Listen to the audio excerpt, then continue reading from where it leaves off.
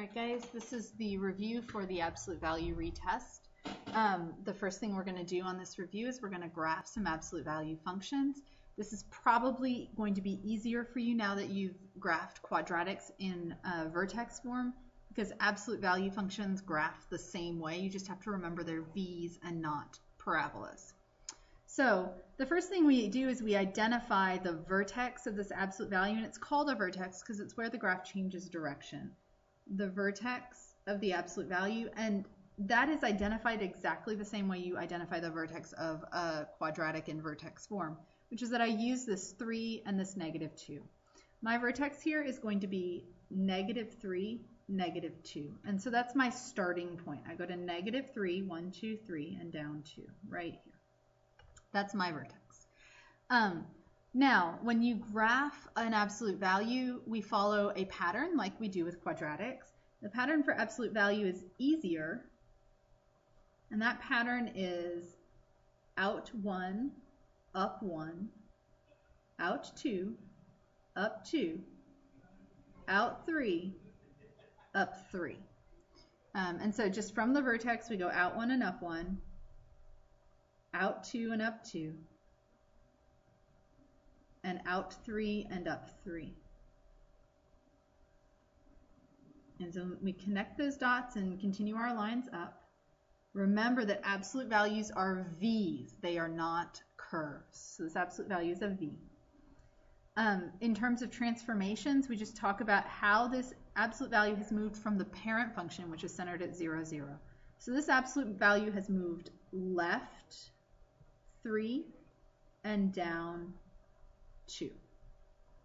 The domain of this and all absolute value functions is -∞ to infinity, and the range is -3 to infinity. We start at this bottom point and go up.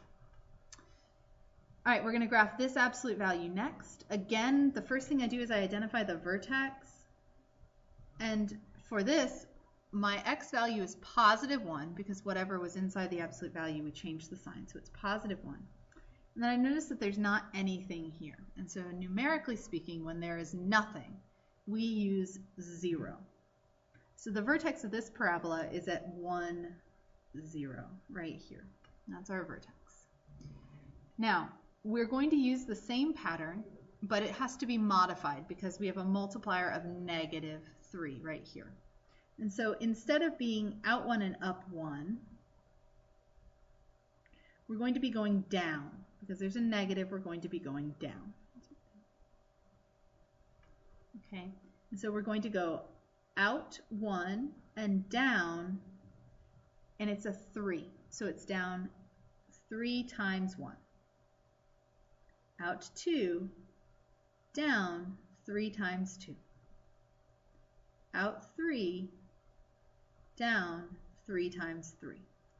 And so this ends up being down 3, down 6, and down 9, like that. And so I go to my vertex and I go out 1 and down 1, 2, 3, right here. Out 1 and down 3. Go back to the vertex and I go out 2 and down 6.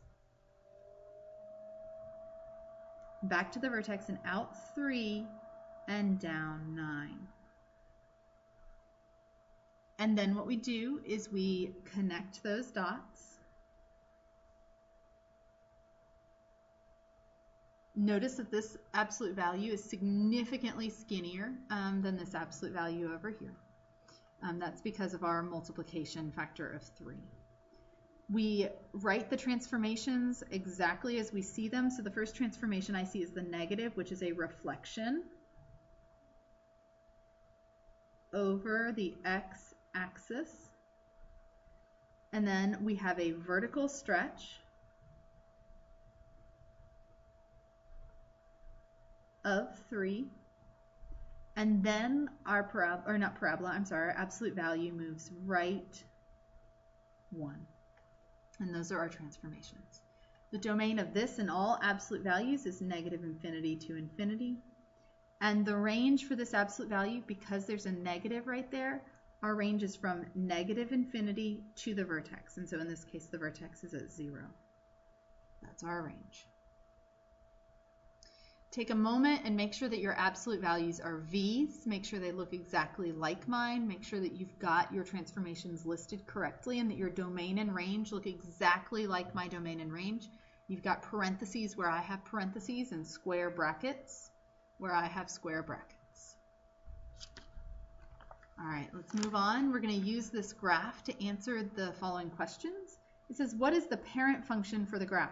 Well, it's a V, and we're studying absolute value, so the parent function is absolute value, which is y equals the absolute value of x, x with those bars around it, which is the absolute value of x. What transformations were applied to this absolute value?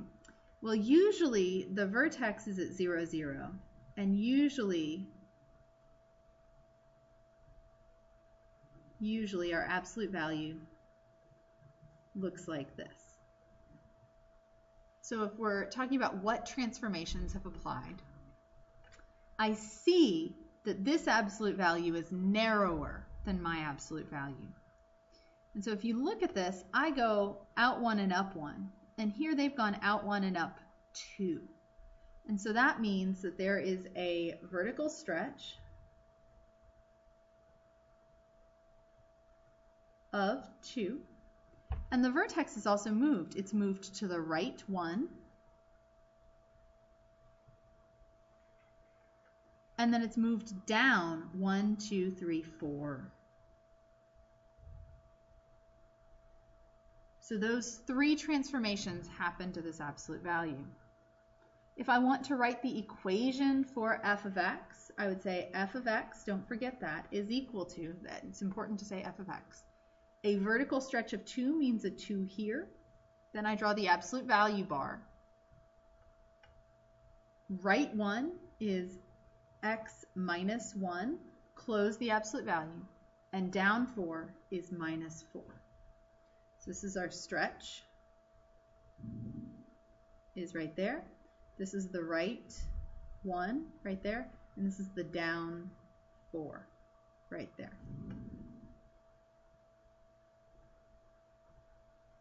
Again, I knew that there was a stretch because this absolute value is skinnier than my parent function right there. All right. Moving on, more writing absolute value functions. It says, given the function f of x equals the absolute value of x, write a function g of x whose graph represents a reflection in the x-axis, followed by a vertical compression by a factor of 2/3, and a translation of 2 units right and 3 units down. Well, we go in order. So I've got a reflection. So we're going to, again, name our function g of x. Reflection means negative. That's our reflection. Okay. A compression of 2/3 means I'm going to write a 2/3 out in front of my absolute value bars. And I draw the bar. 2 units right means minus 2. So this is going to be x minus 2. And 3 units down is a minus 3, so it's minus 3 on the end.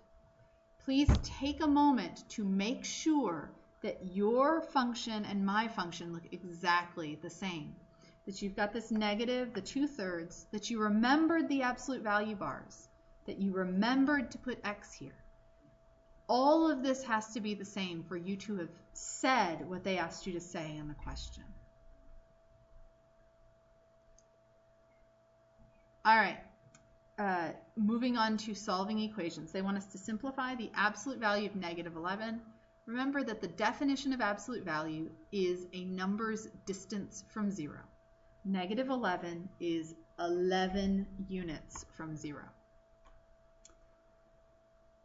Negative 2's distance from 0 is 2, and 4's distance from 0 is 4. So this becomes 4 plus 2, which is 6. That's our answer.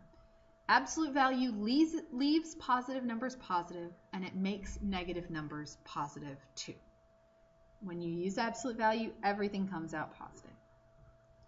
All right, we are going to solve some equations. Let's zoom in a little bit so we can get, all right, better view.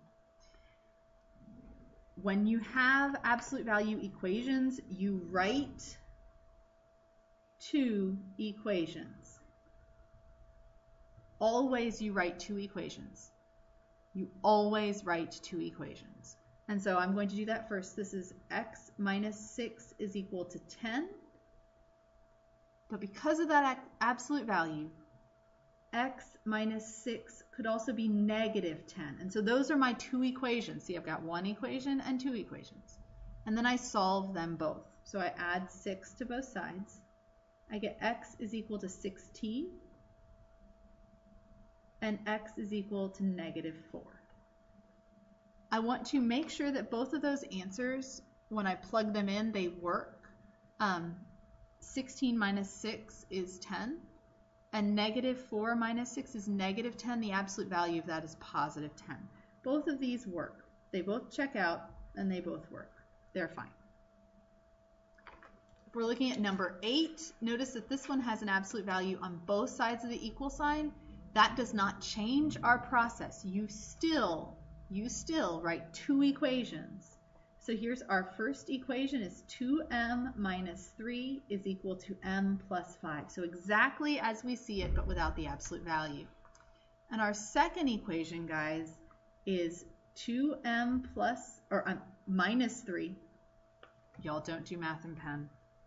You have to write this underneath so we don't get confused. 2m minus 3 is equal to, and then we change the sign of the entire other side, so negative m plus 5, like that. I'm going to solve this one first, then we'll move to this one. So I'm going to solve this equation by subtracting m from both sides, and I get m minus 3 is equal to 5, add 3, I get m is equal to 8. And if I come over here, the first thing I do is distribute that negative. Don't forget to distribute the negative. You'll get it wrong if you do. And so this is 2m minus 3 is equal to negative m minus 5. I add m to both sides. I get 3m minus 3 is equal to negative 5. Add 3. 3m is equal to negative 2. Divide by 3, you get m is equal to negative 2/3. Don't freak out that it's a fraction. It's fine. It's fine. We want to make sure that both of these work. So if I plug 8 in, this is 16 minus 3, which is 13. And if I plug 8 in over here, then I get 8 plus 5, which is also 13. If I plug in the negative 2/3, I get negative 4/3, which is 1 1/3, minus 3. And so that's negative 4 and 1/3. If I plug it in over here, negative 2/3 plus 5, that's also 4 and 1/3. So they both check out. They're both okay. Again, don't freak out if you get a fraction. It's okay. Fractions happen. Please, please, please take a moment to make sure that for these problems you have two equations for each problem, that you have two solutions for each problem. Absolute value equations are solved using two separate equations. Please do not only write down one of these. You will get the answer half wrong. All right, let's look at number 9, which is the absolute value. Inequality, and again for this we follow a very strict set of rules. This is a less than inequality, and so the first thing we do is we're going to get the absolute value alone. So I've got a 3 there. So what I need to do is I need to divide by 3. I divide both sides by 3. I get the absolute value of x minus 2 is less than or equal to 3.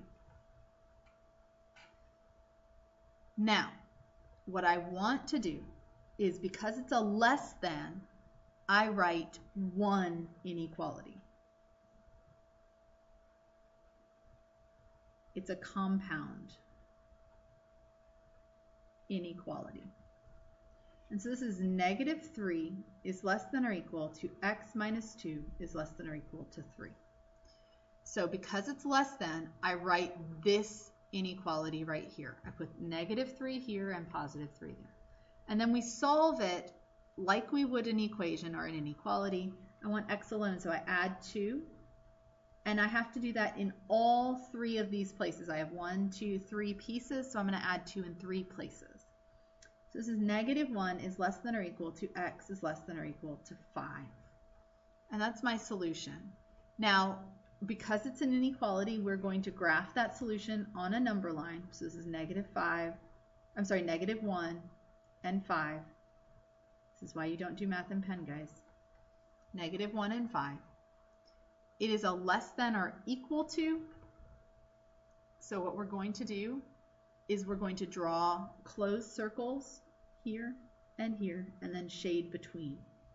1 inequality, 1 shaded place. 1 inequality, 1 shaded place. Please take a minute to make sure that your inequality looks exactly like mine, that you have less thans for both of these symbols, that your inequality is joined up and is 1 compound inequality. Please make sure that you divided by 3 first and didn't wait and do that afterwards. All right, let's go to the greater than inequality, And so because it is and the first thing you would do here, guys, is again, get the inequality alone. Fortunately for us, this absolute value is already alone, so we don't have to do any of that. And so what we're going to do, because it's a greater than, we're going to write 2 inequalities. So I'm going to write an inequality that is exactly as this appears. So h minus 1 is greater than 7. And I'm going to write one that is the opposite. So h minus 1 is less than -7. So one exactly as it appears, and one where I've switched both the inequality sign and the sign on the number. And then I solve. I get h is greater than 8, and h is less than -6. Those are 2 separate inequalities. I cannot combine them. And so what I do is I graph them both on the number line, 2 separate inequalities. Here's -6 and here's 8. These are greater thans and less thans. They're not closed circles, they're open circles. So I draw my open circle and we shade that way, open circle, and this way. And again, 2 separate inequalities, 2 separate answers, 2 separate shaded spaces on the number line. All right, guys, if you have watched this entire video, go draw a heart around your first name to indicate to me that you watched the entire video and that you made sure all of your answers look exactly like my answers. And make sure that you remember to bring your review to your retest. Remember that retests are Tuesday, Wednesday, and Thursday of this week at 8 and at 4:10.